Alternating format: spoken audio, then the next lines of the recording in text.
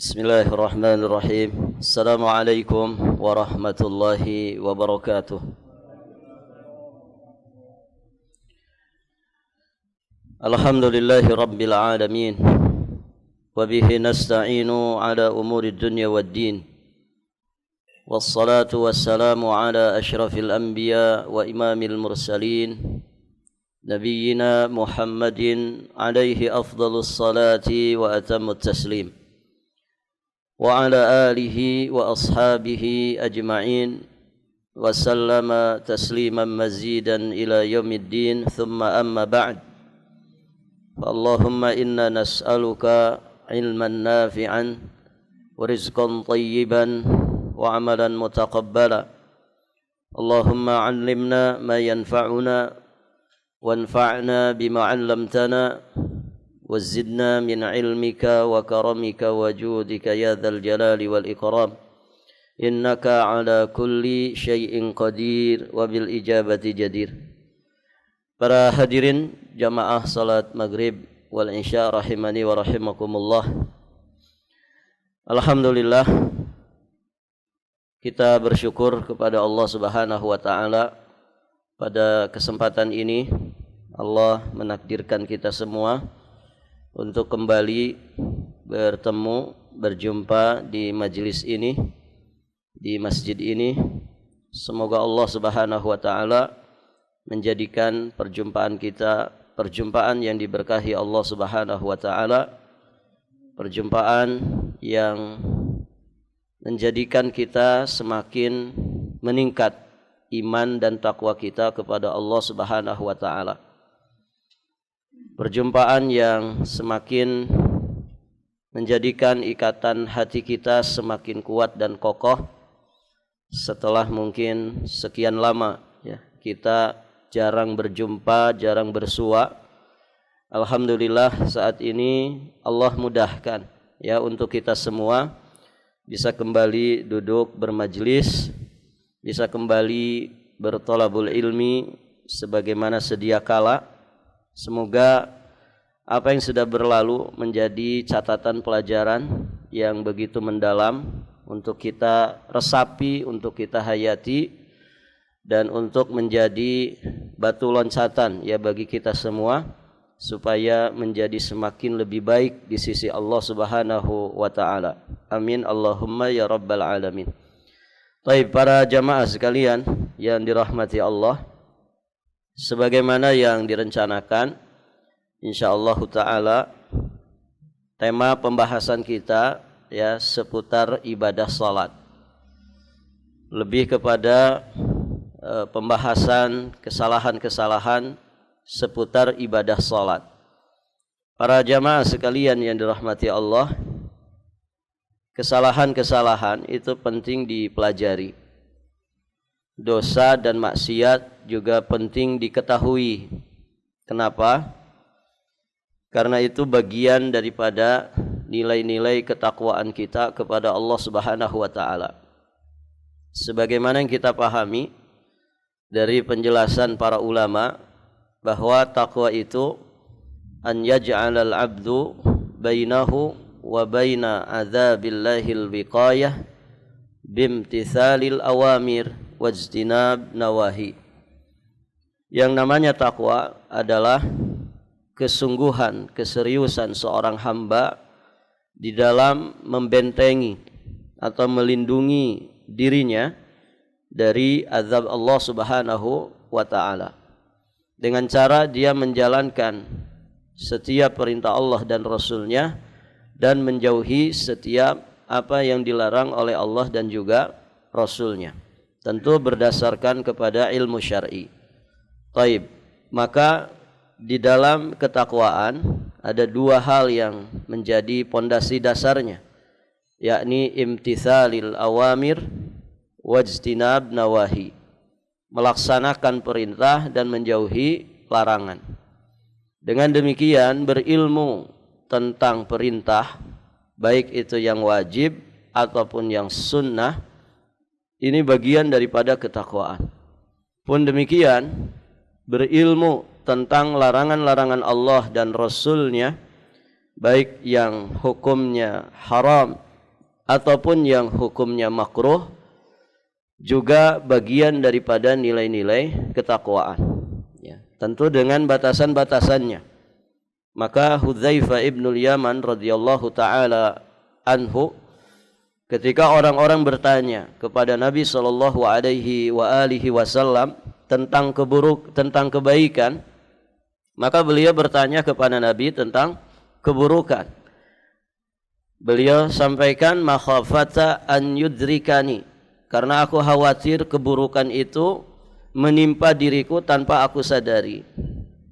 Jadi para jamaah yang dirahmati Allah pun demikian ya, di dalam permasalahan salat, ya di dalam permasalahan ibadah yang sangat agung ini, ibadah yang posisinya menempati posisi kedua ya setelah dua kalimat syahadat. Bahkan sepakat para ulama ya, mereka menyatakan a'zamul ibadat adalah as-shalah. Seagung-agungnya, sebesar-besarnya peribadatan itu adalah salat. Pantaslah kalau kemudian seorang sahabat yang mulia ketika dimintai oleh Nabi SAW untuk meminta apapun kepada Nabi SAW, kemudian sahabat itu meminta kepada Nabi untuk dijadikan teman dekatnya nanti di surga Allah. Maknanya apa? Beliau ingin mendapatkan kedudukan di surga itu sangat dekat dengan Nabi. Maka apa kata Nabi? Bantulah diriku untuk menunaikan apa yang menjadi keinginanmu dengan cara engkau memperbanyak sujud. Maksudnya adalah engkau banyak ibadah salat. Artinya luar biasa sekali ibadah salat ini para jamaah. Nah, dengan demikian, dengan seabrek dari keagungan, keistimewaan, kekhususan daripada ibadah salat, maka tidak cukup ya kita memahami hal-hal yang terkait dengan salat itu dari sisi perintah. Kita pun mesti paham apa saja sebetulnya yang dilarang di dalam mengerjakan ibadah salat. Supaya apa? Supaya salat kita itu betul-betul sempurna. Ya. Apa yang diperintahkan di dalamnya kita kerjakan, apa yang dilarangnya kita benar-benar bisa meninggalkannya. Jadi tidak campur aduk. Ya, kita sholat melaksanakan perintah, tapi ternyata di dalam sholat itu juga masih banyak larangan yang ternyata kita mengerjakannya. Nah, ini berarti bercampur ya antara mengerjakan perintah dengan melakukan yang dilarang. Maka para jamaah yang dirahmati Allah, kesempurnaan sebuah ibadah ini sangat erat kaitannya dengan dua poin ini. Bagaimana ibadah itu dikerjakan sebagaimana mestinya sesuai dengan perintah Allah dan juga Rasulnya. Kemudian sejauh apa ibadah kita itu selamat dari campuran-campuran keburukan di dalamnya. Barakallahu fikum. Karena mustahil kesempurnaan diraih kalau kemudian campur aduk di dalamnya antara yang benar dengan yang salah. Baik, para jamaah yang dirahmati Allah.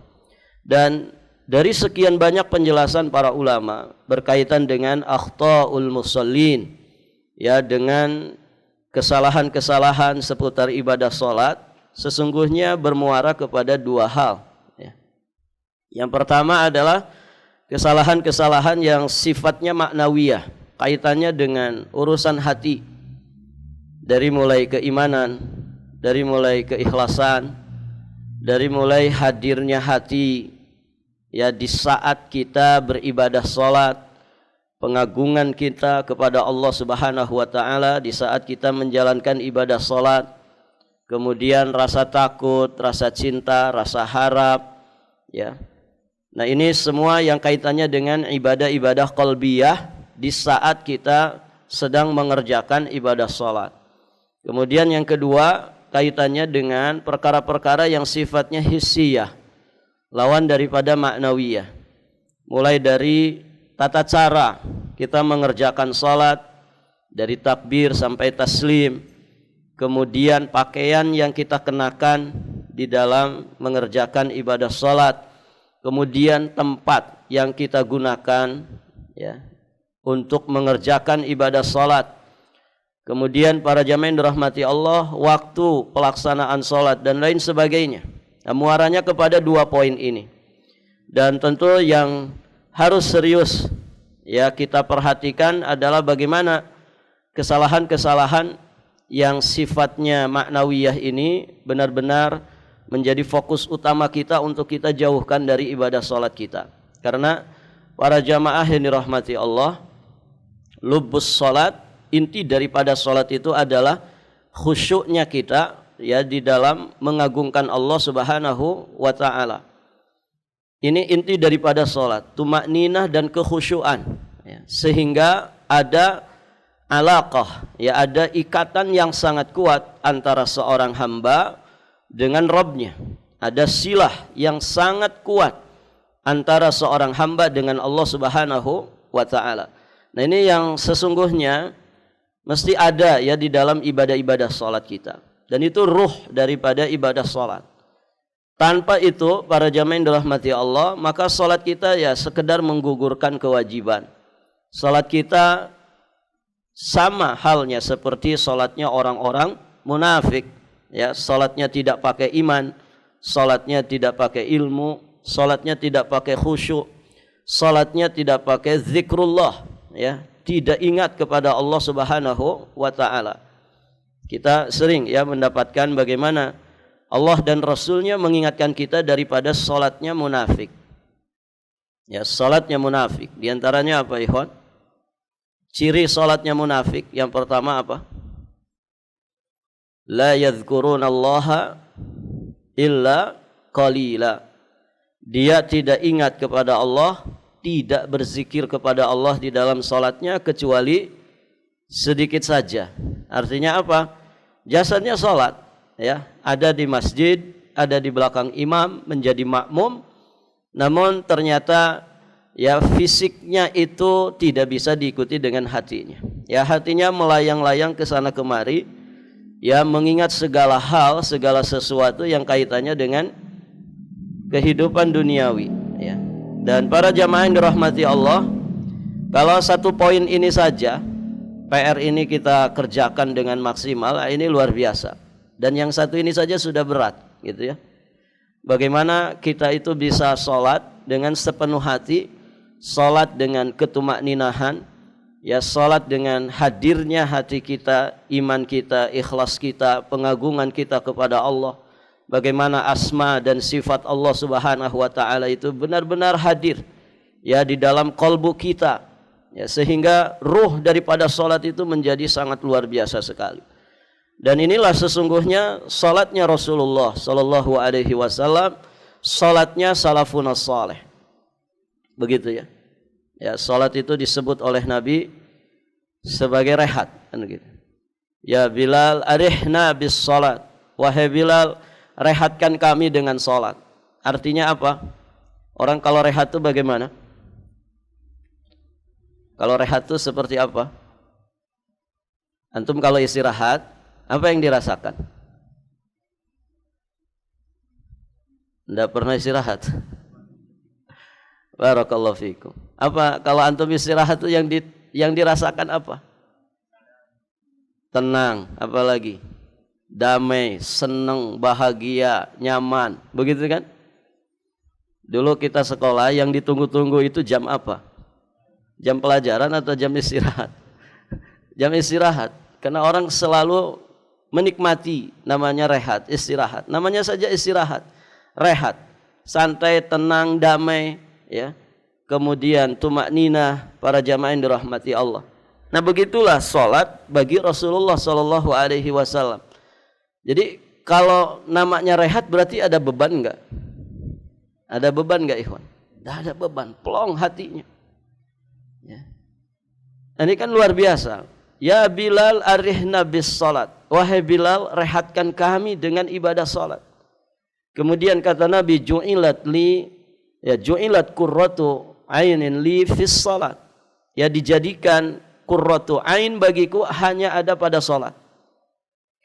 Qurratu ayun itu apa? Penyejuk hati kalau bahasa kita. Penyejuk hati ya bagi Nabi sallallahu alaihi wasallam itu ada pada salat. Disebutkan tentang Nabi, idza hazabahu amrun shalla. Nabi itu kalau diruwetkan dengan satu masalah, beliau mengerjakan sholat. Barakallahu fikum.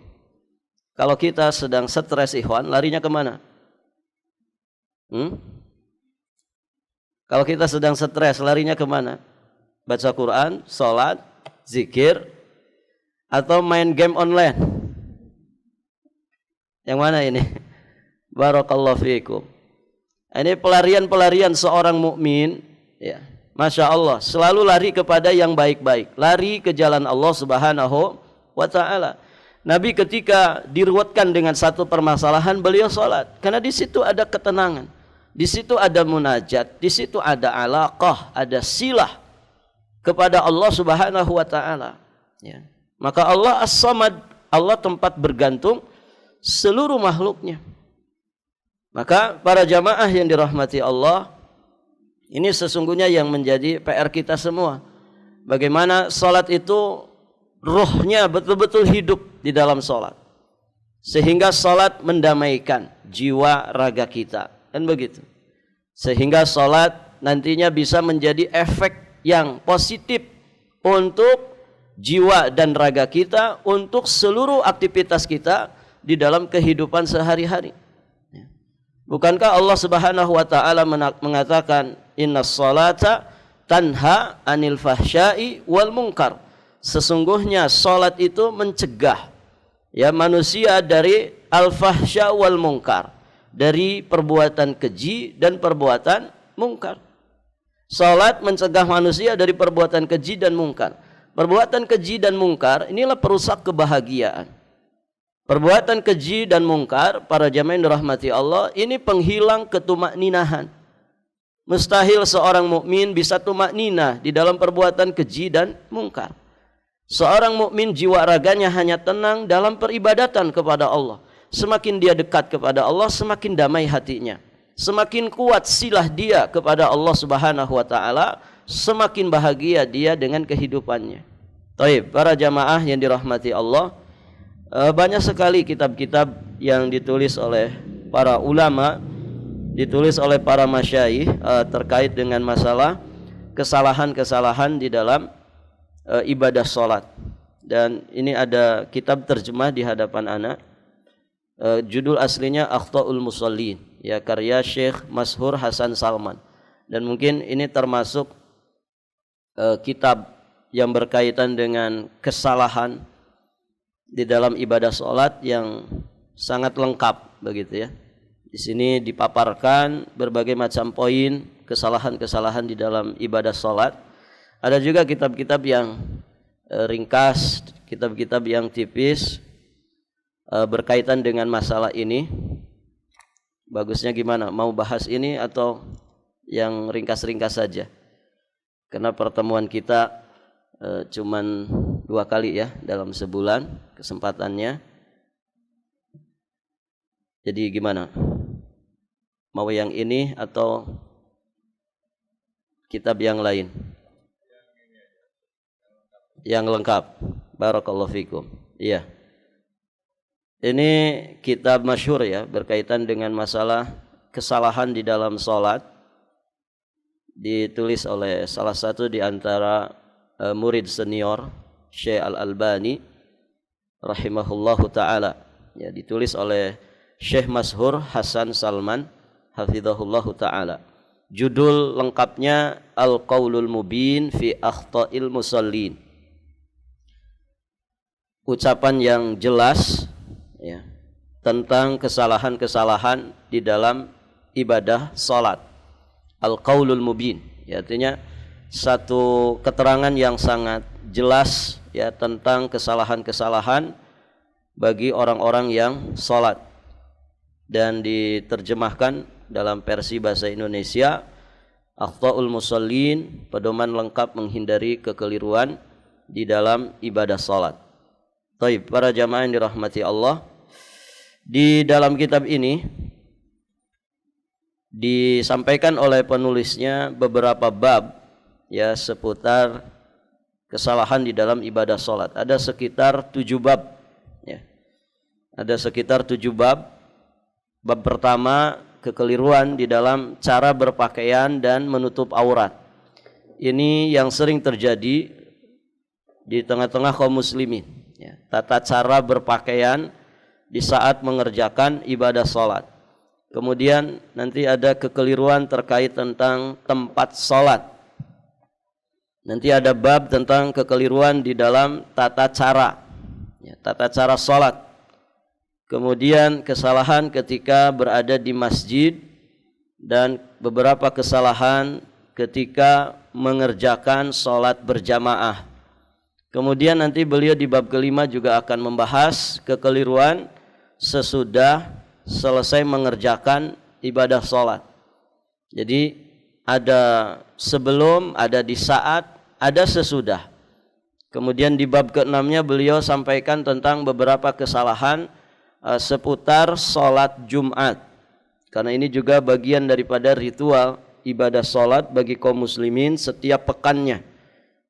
Kemudian para jamaah yang dirahmati Allah, beliau pun memaparkan di bab terakhir, bab yang ke-7, tentang kekeliruan di dalam beberapa sholat-sholat tertentu, ya, tentang sholat istikharah, sholat idain, sholat 2 hari raya, kemudian tentang jamak dan qasar, ya. Kemudian beliau sampaikan juga tentang sholat duha, sholat khauf, kemudian sholat kusuf atau khusuf, sholat gerhana, dan juga sholat-sholat sunnah yang lainnya. Jadi ini lengkap sekali para jamaah yang dirahmati Allah. InsyaAllah biidhnillahi ta'ala kita akan mulai membahasnya dari pertemuan saat ini.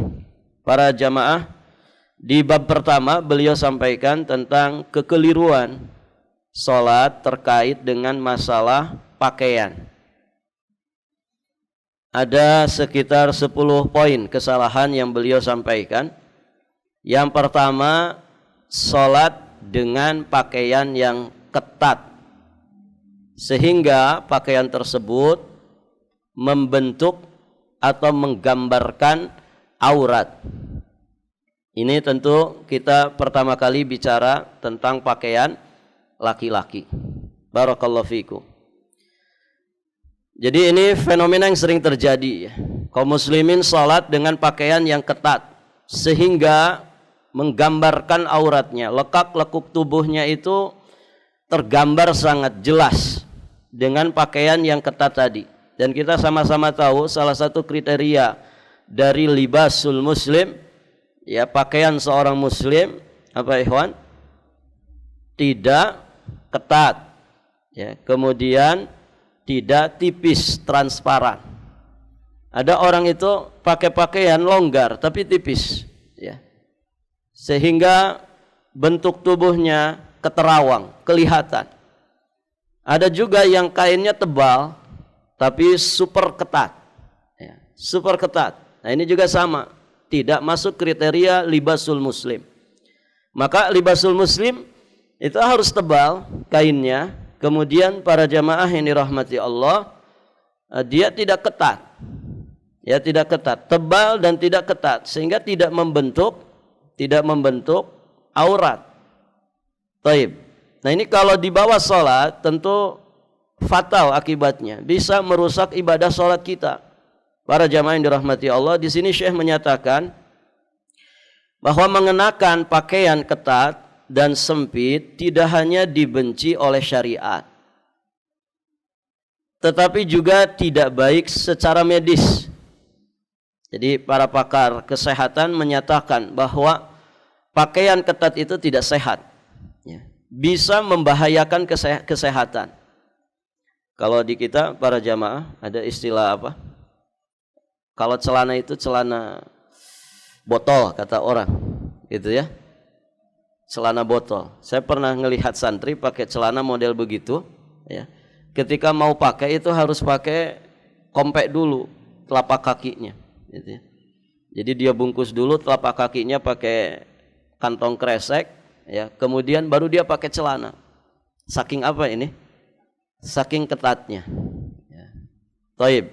Nah, pakaian-pakaian seperti ini para jamaah yang dirahmati Allah, ini tidak masuk kriteria libasul muslim. Ini tidak bagus untuk kesehatan. Tentunya ini dibenci oleh syariat. Maka wajar saja Karena terkadang seseorang tidak dapat sujud karena pakaian yang ketat. Ya, saking ketatnya dia tidak bisa mengerjakan gerakan-gerakan salat dengan baik. Kemudian para jamaah yang dirahmati Allah, apabila pakaian ketat itu membuatnya meninggalkan salat, walaupun pada salat tertentu saja, maka bisa dipastikan mengenakan pakaian seperti itu jadi haram hukumnya. Karena ternyata pakaiannya membawa dirinya untuk meninggalkan yang wajib. Nas'alullah al-afwa wal-afiyah wassalam. Penelitian menunjukkan bahwa mayoritas orang yang suka mengenakan pakaian ketat itu rata-rata tidak melaksanakan sholat. Hanya segelintir dari mereka yang mengerjakan sholat dengan model pakaian seperti itu. Sikap ini seperti halnya sikap orang-orang munafik. Banyak pula pada zaman sekarang orang yang mengerjakan sholat dengan pakaian yang menampakkan lekukan dua kemaluan, baik salah satu ataupun kedua-duanya. Maksudnya dua kemaluan ini apa? Ya, depan, belakang, kubul dan dubur. Bahasa Arabnya bantol, ya. Bantolun. Jadi hindari ya pakai celana bantolun, yang disebut bantolun. Bantolun itu ya celana yang biasa dipakai orang ke kantor, kemudian dengan gesper yang rapi, dengan baju kemeja yang rapi, kemudian dia ngepres body pinggang kita sampai ke bawah. Jadi belahan, mohon maaf ya, belahan belakangnya itu nampak banget gitu ya. Nampak banget, apalagi orangnya suka fitness begitu ya. Body belakangnya bagus, itu lekukannya itu nampak sekali. Kemudian yang di depan juga demikian. Biasanya pakai sleting begitu ya. Pakai sleting. Dan mohon maaf terkadang nampak sekali. Nah, ini pakaian-pakaian seperti ini kalau dibiasakan para jamaah, ini budaya orang-orang kafir. Jadi libasul muslim tidak seperti itu. Nah, kalau dipakai sholat ini lebih mengerikan lagi. Bisa merusak ibadah sholat kita. Para jamaah yang dirahmati Allah.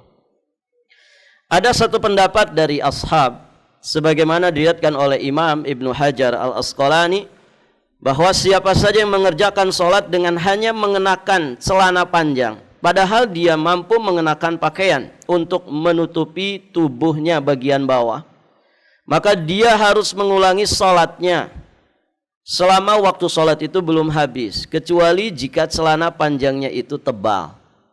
Barakallahu fikum. Sementara menurut sebagian ulama madhab Hanafi, perbuatan tersebut hanya dimakruhkan. Jadi antara haram dan makruh. Antara haram dan makruh. Maka hati-hati dari celana model seperti ini para jamaah.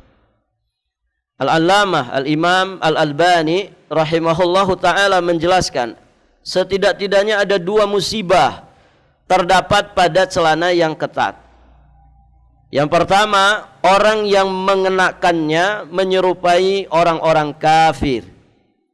Dan memang benar bahwa kaum muslimin dahulu juga ada yang memakai celana panjang, tapi bentuknya lebar dan longgar, sebagaimana yang masih dikenakan oleh sebagian muslim di Syria, di Lebanon saat ini.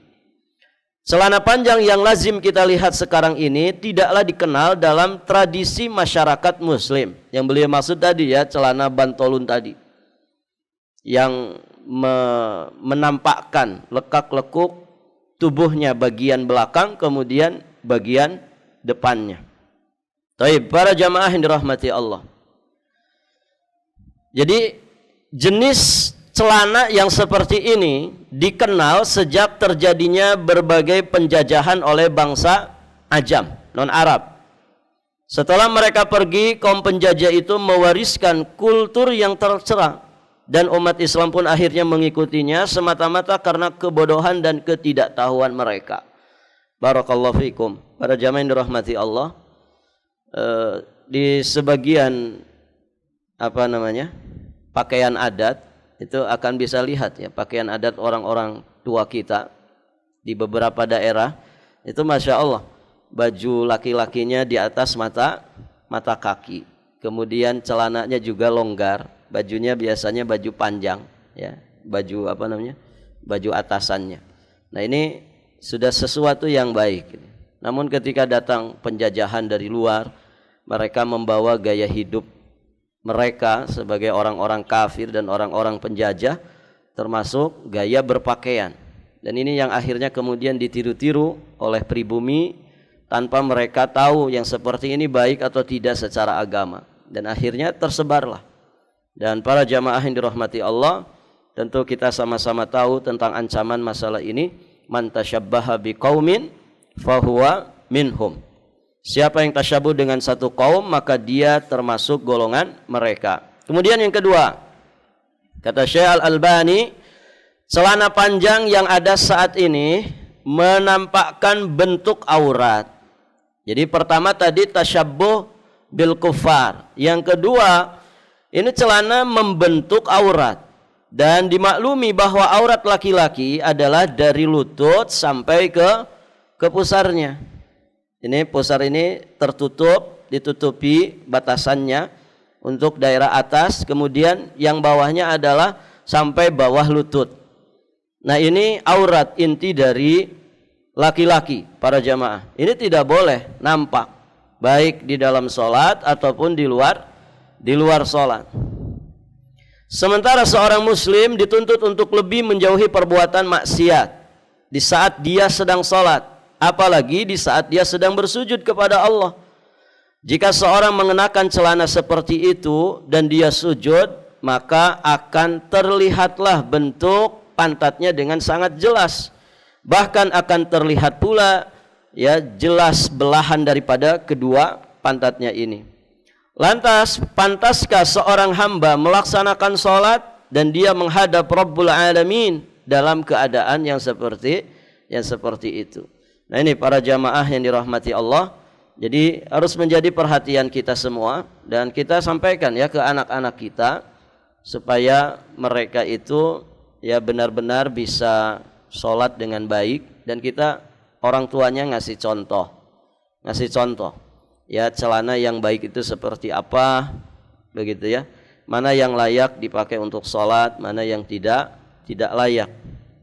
Dan ini penting para jamaah yang dirahmati Allah.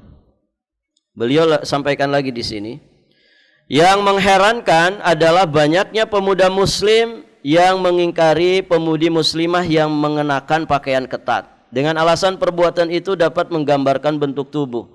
Namun ternyata mereka lupa untuk mengintrospeksi diri sendiri. Artinya orang-orang ini biasanya paham, ini kalau dipakai perempuan aib besar. Dia lupa bahwasannya laki-laki pun punya aurat yang kalau kemudian tampak, ini dimurkai Allah Subhanahu wa taala. Baik para jamaah. Sebenarnya para pemuda ini melakukan kekeliruan yang sama-sama mengenakan pakaian ketat, walaupun tentu pada perempuan lebih parah kondisinya, karena auratnya perempuan lebih banyak daripada aurat laki-laki. Mana saja aurat perempuan? Semua badannya kecuali wajah dan kedua telapak tangan. Ala khilaf ya, sebagian menyatakan wajah juga harus ditutup ya, karena itu sumber pandangan, sumber kecantikan. Taib para jamaah.